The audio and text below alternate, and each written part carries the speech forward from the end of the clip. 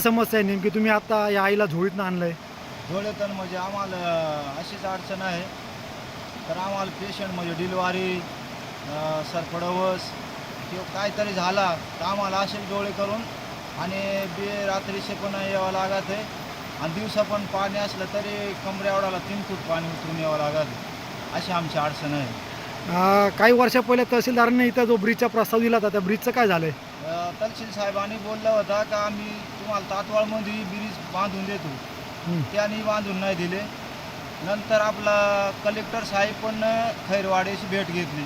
ते म्हणून आम्ही शासन तुमच्या दारी आलो म्हणून काहीतरी तुम्हाला रस्ता देतो आणि तुम्हाला जाण्या येण्यासाठी रस्ता पण बनवतो. तर ते पण येऊन 2 वर्ष झाले अजून काय रस्त्याचं काय हेच नाही. आता नेमकं आता असं आहे का तुम्ही आता हे किती किलोमीटर पाहिजे आता आणि किती ओळ लागतात तुम्हाला रस्त्यात? आम्हाला 3 वडं लागतं. 3 वडं उतरून आम्ही 3 किलोमीटर चालून चिंचल्याजवळ येतो. तेव्हा आम्हाला गाड्याची सोय आहे. तिथून इगतपूरला घोटीला दवाखान्यात जावं लागत. तुमची मागणी काय आहे? मागणी आमची अशी आहे का आम्हाला रस्ता पाहिजे बुवा आम्हाला जाण्या येण्यासाठी.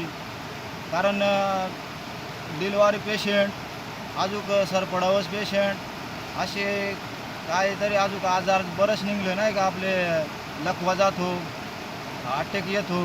जे पेशंट आम्हाला वाचवता नाही येतात. आणि मग तुम्हाला एवढ्या रात्री बेरात्री किंवा अशा जंगलात नाही यावं लागतं तुम्हाला भेव नाही वाटत का?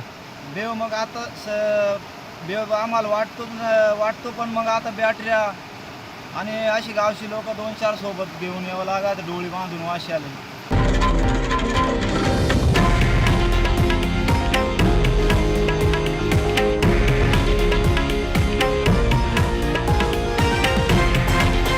हे आहे देशातील नंबर 1 न्यूज नेटवर्क आणि आपण पाहत आहात TV9 मराठी, एकमेव.